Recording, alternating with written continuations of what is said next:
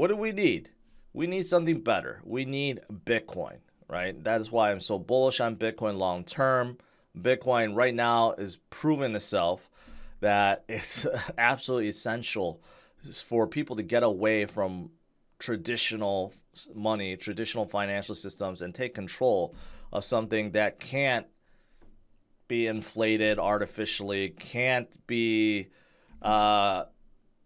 eased or tightened through quantitative easing and tightening, and can't be controlled by anyone, right? This is what we need. And Mike Novogratz, who is a big Bitcoin bull, believes that the next bull run that we'll have, which probably will be in 2024, maybe it starts in the latter half of 2023, but probably 2024. Well, it's not just about price going up. It's also going to be about utility. He believes that half of it will be spurred by utility, by people coming into the space and utilizing what exists, right? Like the dApps that's being built right now and so forth.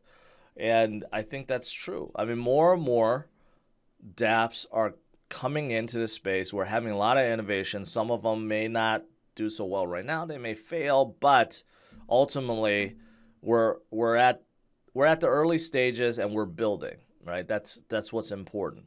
And one of the reasons why altcoins have stood so strong against Bitcoin is because of those innovations. Because back in 2017 and prior cycles, whenever we had long corrections like this, guess what? BTC dominance goes up, everything else goes down because there were no utility out there back then.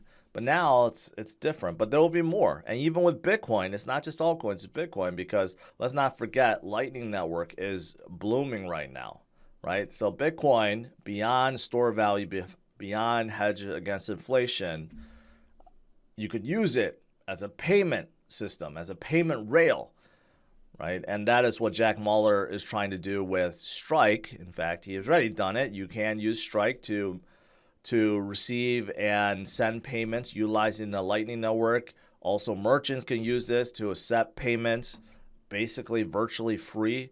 And they just received $80 million to continue forward and expanding. And they're becoming big, real legit. And the Lightning capacity, you can see in blue, continue to skyrocket despite the fact that the price has not been skyrocketing, but you could see the Lightning Network capacity continues to go upwards. So this is what Mike Novogratz means by utility. This is just one example of it.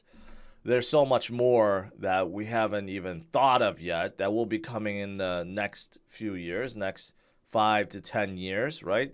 But that's why we're in it. We're in it because we believe it's early, and it's going to make a lot of people a boatload of money and attain financial freedom, right? So this is why you don't want to give up. You don't want to give up.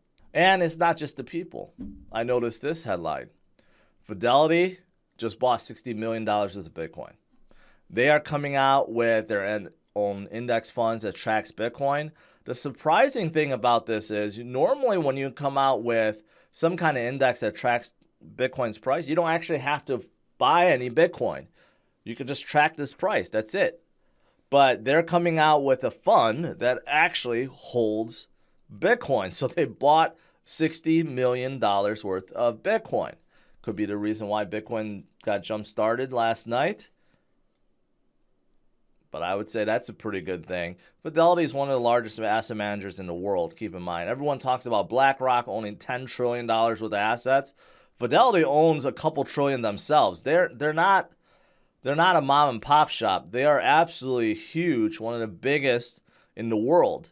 And they are very, very pro Bitcoin and crypto. And that is fantastic. So we do have a $60 million buy. Also in Brazil, Newbank logs more than 1.8 million crypto users. And here's the thing. People don't realize that Berkshire Hathaway bought a huge chunk of Newbank. So technically speaking, even though Warren Buffett still does not like Bitcoin, well, he owns the most forward-thinking and crypto,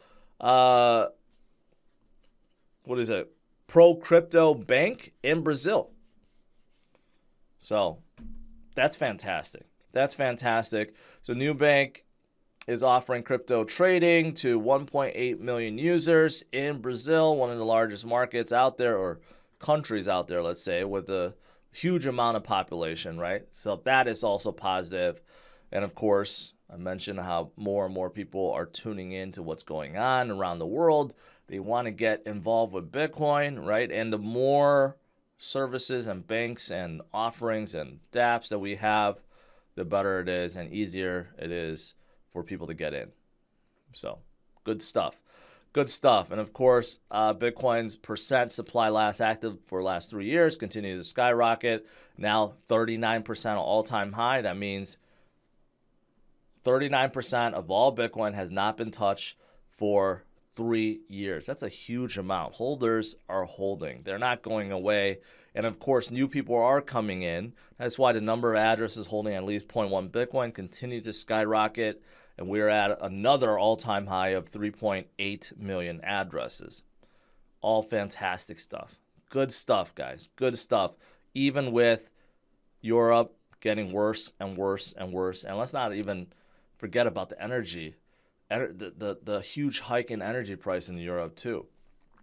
And speaking of more, of course, number of addresses holding at least 0.1 Bitcoin, again, formed an all-time high, over 3.8 million addresses. So that's fantastic. And the supply last active 1+ years, that means holders at least for 1 year, is at all-time high around 66%. That's pretty amazing. 66%. 66% of all the supply of Bitcoin has not moved in 1 year. That's pretty darn good. That's pretty darn good. Kazakhstan is ready to legalize cryptos. Russians flock to the country. Well, that's fantastic. More and more countries are getting ready to embrace Bitcoin and crypto as a whole.